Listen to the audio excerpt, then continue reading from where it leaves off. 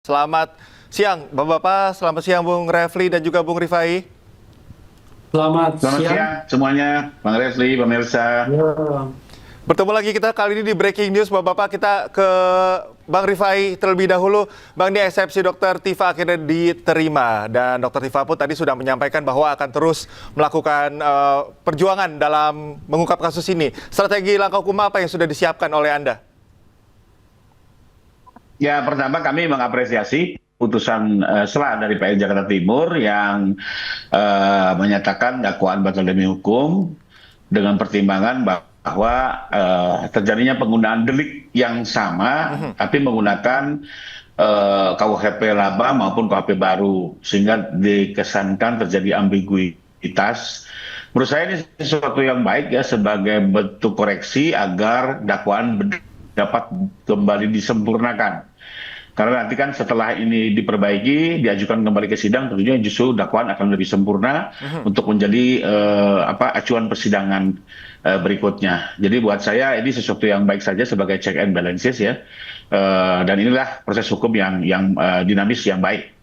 Jadi menurut saya ini sesuatu yang baik. Nah, tinggal kita tunggu berapa lama jaksa akan segera memperbaiki itu dan mengajukannya kembali ke persidangan. Demikian. Oke, Bang Refli, ini sebagai suatu sinyalemen yang baik dikatakan seperti itu ya untuk memperbaiki dakwaan, tapi juga tadi disinggung ada sedikit ambiguitas. Tanggapan Anda seperti apa, Bung Refli? ya, pertama saya klarifikasi ya, kalau untuk persidangan saya bersidang di Mas Roy ya. Iya, Tapi oke. kalau non sidang saya masih memiliki kuasa hukum dari Dr. Tifa atas nama Troya ya. Jadi Tifa Roy's Advocates. Tapi untuk sidang saya ke Mas Roy. Jadi itu klarifikasinya. Oke. Nah, yang kedua adalah begini, kalau saya kan baru saja mendengarkan lagi, sesungguhnya satu-satunya upaya yang bisa diberikan kepada jaksa penuntut umum itu hanya perlawanan berdasarkan pasal 206. Karena kalau itu perbaikan satu kali, itu tidak dipertimbangkan. Karena pasal 75 yang disebut itu hanya ayat 2 dan ayat 3.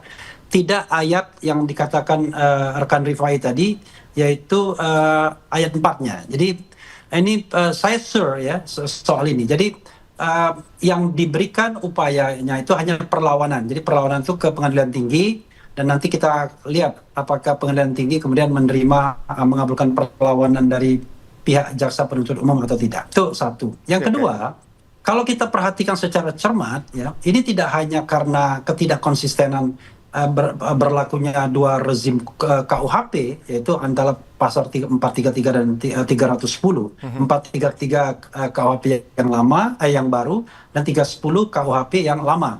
Tidak hanya begitu, yang dikatakan oleh hakim dalam pertimbangannya itu dia bicara tentang terpenuhinya unsur-unsur untuk kemudian sebuah tindak pidana dan kemudian menggunakan pasal apa. Dia mengatakan begini, bahwa yang namanya tindak pidana itu bisa saja kemudian menggunakan pasal apapun ya, beberapa pasal dikombinasikan dan kemudian tergantung pada jaksa untuk menggunakan pasal apa.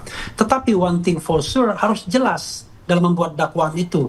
Jelas tempus delictinya, jelas locus delictinya, jelas unsur-unsurnya. Nah, sebenarnya hakim ini merujuk pada pasal 32 ayat 1 dan pasal 35 walaupun dia tidak sebutkan.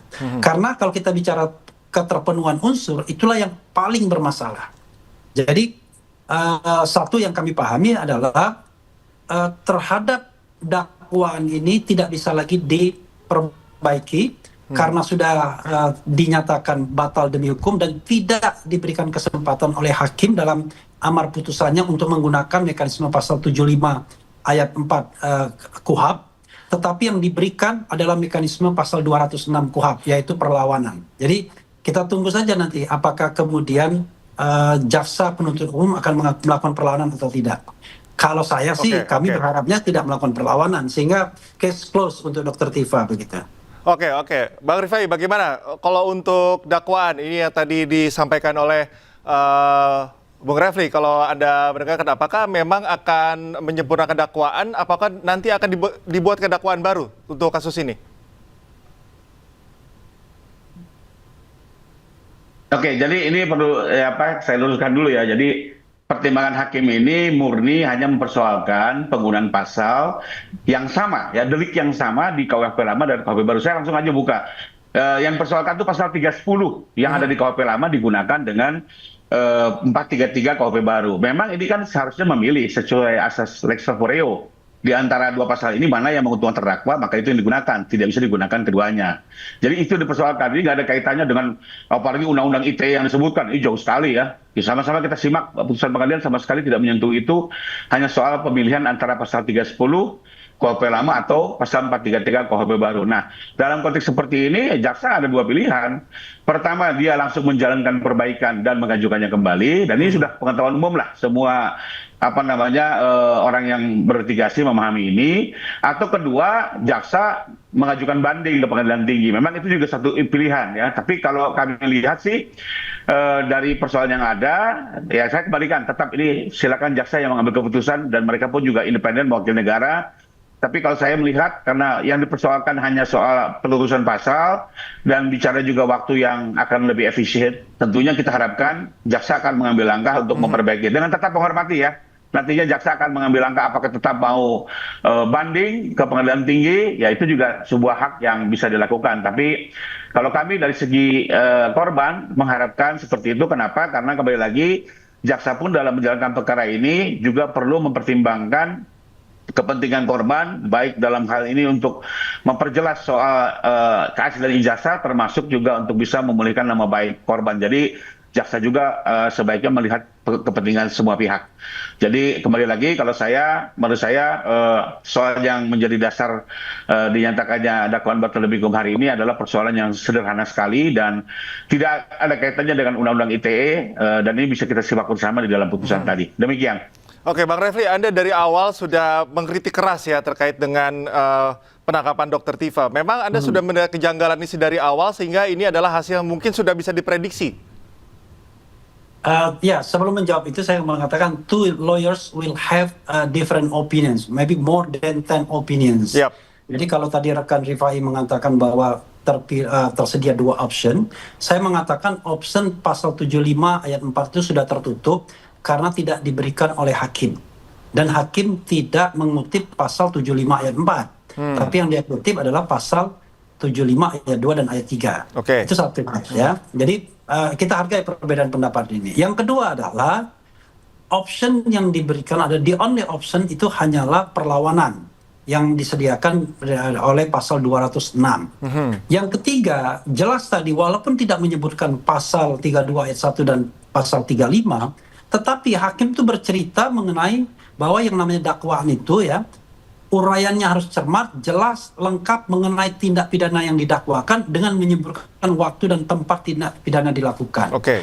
Jadi, dia mau menceritakan bahwa kalau membuat dakwaan itu harus jelas peristiwanya apa, lokusnya apa, tempusnya apa, dan itu sebenarnya tidak hanya terkait pada pasal 310 dan 433. Karena kalau kita bicara tentang 433 dan 310, itu kan hanya soal perbedaan dua rezim.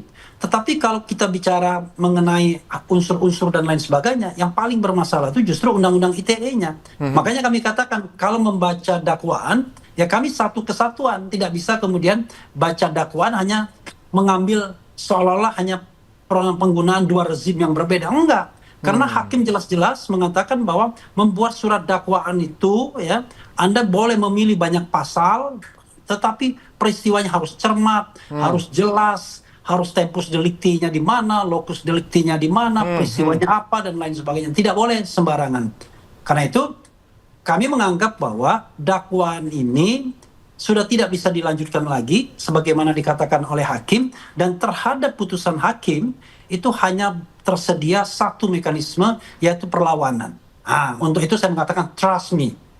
Itulah putusan yang kemudian dikatakan oleh hakim. Perkara kemudian pasal 75 ayat 4 memberikan kesempatan untuk memperbaiki, tapi saya mengatakan hakim tidak memberikan kesempatan tersebut. Hakim tidak menyebutkan option itu, option yang dia sebutkan hanyalah perlawanan dan itu cetowelo-welo. Oke, baik. Bang Rifai, apakah memang dakwaannya memang tidak sejelas itu, mana kepala mana ekor misalnya, atau memang ini hal yang memang sudah harus diperbaiki ke depannya dan sudah mungkin dianalisis sebelumnya?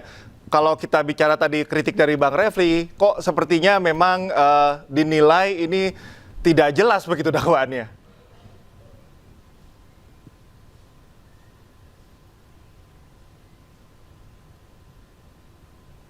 Halo, ke saya pertanyaannya. Halo? Halo, Bang Rifai, bisa mendengar suara saya? Ke saya? Oke, sorry. Oke, Ya, tadi kritik kembali- dari Bang Refli adalah dakwaan yang oke, memang saya paham. terlalu abstrak. Kalau saya boleh generalisir seperti itu. Deliktinya, lokus deliktinya, dan juga tanggalnya, dan juga berbagai detail-detail dalam dakwaan ini tidak jelas, sehingga memang wajar saja jika ditolak. Apakah memang hal itu sudah diketahui oleh kuasa hukum sebelumnya? Enggak, yang disampaikan Bang Refli ini pengetahuan umum dan tidak pernah ada dalam putusan tadi. Mari kita simak saja lah langsung putusannya. Saya kan dengan beliau tadi sama-sama di ruang sidang mendengarkan langsung, bahkan saya mencatat di handphone ya. Jadi hakim itu menjelaskan baru secara mendengarkan umum lagi, bahwa Rekan Rifai. Kira-kira dakwaan 2 itu menit memang yang lalu. Sebentar, Bang Refli.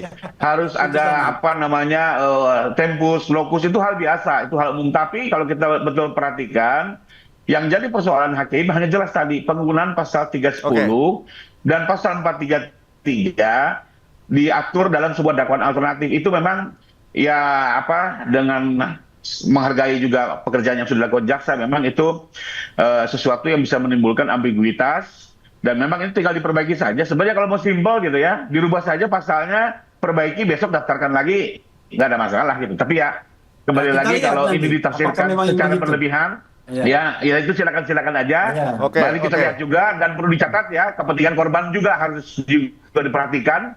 Ya, tidak bisa juga ini perkara diselesaikan apa namanya hanya dengan sebuah pertimbangan jaksa. Jaksa juga harus juga mendengar kepentingan korban, karena bagaimanapun juga hari ini jaksa selain mewakili negara juga merepresentasi kepentingan korban yang ingin juga, termasuk juga masyarakat pada umumnya ya, menginginkan soal jasanya juga terang benderang, clear.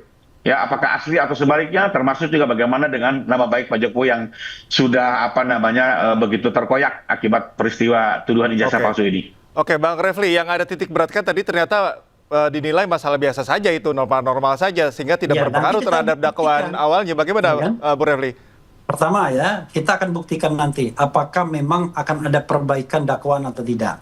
Kalau saya mengatakan tidak tersedia perbaikan dakwaan tersebut karena tidak diperintahkan oleh hakim.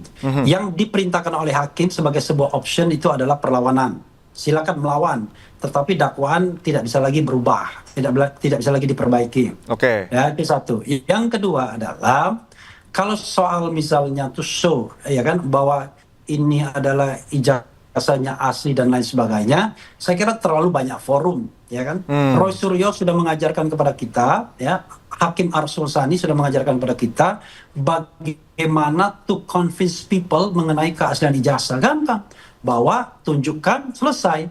Memang Oke. masih ada pro dan kontra, tetapi pro dan kontra itu segera hilang dan menepi ketika kemudian kita dengan yakin, dengan confident menunjukkan ijazah kita. Nah, Pak Jokowi ini kan tidak pernah melakukan itu.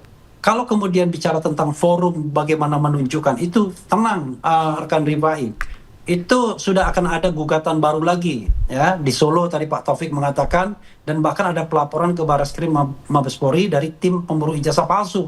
Nah, di situ Pak Jokowi ya, tanpa kemudian kita mengabaikan azas praduga tak bersalah ya, presumption of innocence, bisa menunjukkan Oke. bahwa ijazahnya memang asli, ijazahnya memang bukan palsu.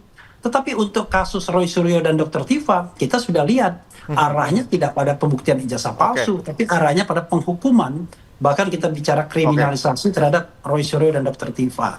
Karena itulah Oke. kita melawan from the beginning begitu, agar kriminalisasi tidak terjadi. Baik. Bung Refli dan juga Bung Rifai, tahan dulu, jangan kemana-mana, kita akan lanjutkan perbincangan nanti. Saya ke Bung Rifai. Bung Rifai, seperti yang sudah disampaikan oleh Dr. Tifa, bahwa dia sudah mempersiapkan 3 pertanyaan untuk Pak Joko Widodo. Salah satunya adalah untuk menanyakan 709 dokumen yang sudah dimiliki terkait dengan keabsahan ijazah Joko Widodo. Persiapan Anda sebagai kuasa hukum, apakah sudah melengkapi dokumen-dokumen formal untuk menyanggah beberapa hal yang dipermasalahkan dari Dr. Tifa itu? Ya, pertama saya perlu pastikan nanti ya, manakala nanti dakwaan sudah didaftarkan kembali dan kembali bergulir, pada gilirannya sesuai dengan panggilan majelis hakim ataupun jaksa, Pak Jokowi akan hadir langsung di Pengadilan Negeri Jakarta Timur seperti rakyat biasa, duduk di pengadilan menjelaskan seluruh fakta yang dia ketahui, termasuk juga memohonkan keadilan dalam pengaduan yang diajukan. Kedua, terkait dengan pertanyaan yang disampaikan, tentunya semua pihak punya hak untuk menanyakan terkait dengan ijazah yang dimiliki oleh Pak Jokowi, termasuk juga pendidikan yang selama ini dijalaninya, sepanjang memang itu fakta betul-betul diketahui. Nah, mengenai dokumen-dokumen, ini mungkin perlu saya luruskan. Dari sekian ratus dokumen itu, apakah memang dokumen itu betul-betul dalam pemilikan dan penguasaan Pak Jokowi? Kalau dokumen ini dalam pemilikan dan penguasaan, tentunya Pak Jokowi harus menjelaskan. Tapi kalau dokumen-dokumen misalnya yang dimiliki oleh UGM, ya, atau dokumen-dokumen yang memang bukan dibuat oleh dirinya atau dirinya juga tidak pernah berinteraksi dengan dokumen tersebut, ya itu kan tentunya juga harus ditanyakan kepada pihak yang berkompeten, ya. Jadi kembali lagi tidak harus seluruh 700 dokumen Pak Jokowi harus tahu semua, kan menurut saya juga itu terlalu berlebihan, ya. Tapi kalau memang ini berkaitan, misalnya contoh KHS-nya, KRS-nya, ya, Kartu Rencana Studi atau Kartu Studi, ya, beliau tentu bisa menerangkan, ya, termasuk misalnya laporan KKN, termasuk misalnya hasil pengujian pengujian skripsinya, ya kan selama ini kan diisukan oleh Pak Roy kan tidak pernah ada tuh hasil pengujian. Nah itu ada tuh, nanti akan ditunjukkan sendiri oleh UGM. Nah mungkin kalau itu beliau tahu kan. Oke.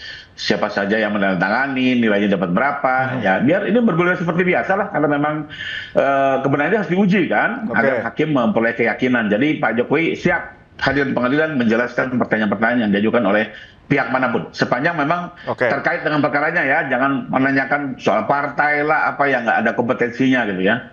Menurut saya itu berlebihan. Demikian.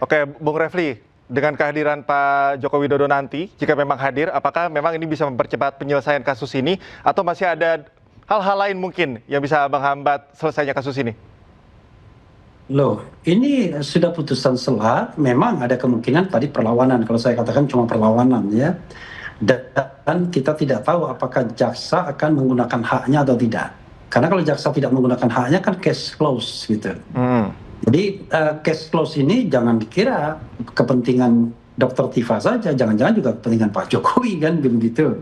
Jadi kalau menurut saya ya kita tunggu saja apakah kemudian nanti akan ada perlawanan, lalu perlawanannya dikabulkan oleh pengadilan tinggi, kemudian kasus bisa dilanjutkan gitu. Nah, kalau kita sudah kasus dilanjutkan ya barulah kita ngomong. Tapi kalau sekarang posisi kasus kan lagi berhenti gitu, dan kita belum mendapatkan putusan baru yang memungkinkan kasus dilanjutkan atau dibuka kembali. Jadi saya tidak mau membahas soal hadir tidaknya hadir Jokowi, ya, karena hari ini adalah ya tentu kita mau menikmati dulu lah kemenangan dikabulkannya nota perlawanan ini kan. Cuma memang ya ada yang mengatakan wah ini kemenangan Pak Jokowi juga, yaitu terserah lah. Tetapi kalau dari sisi lawyers kan, lawyers job itu adalah bagaimana memenangkan case ya at any stage. Nah kalau stage-nya adalah eksepsi atau nota perlawanan dan dikabulkan, ya artinya lawyernya menang kan begitu. Kemarin kami di pra-peradilan artinya menang juga begitu. Bung Rifai, ada tanggapan? Ini kalau misalnya, jadi pokok masalahnya ya bagaimana nantinya persidangan demi persidangan yang akan dijalani, dan kalau soal Pak Jokowi datang ya tunggu saja nanti tanggapannya seperti apa.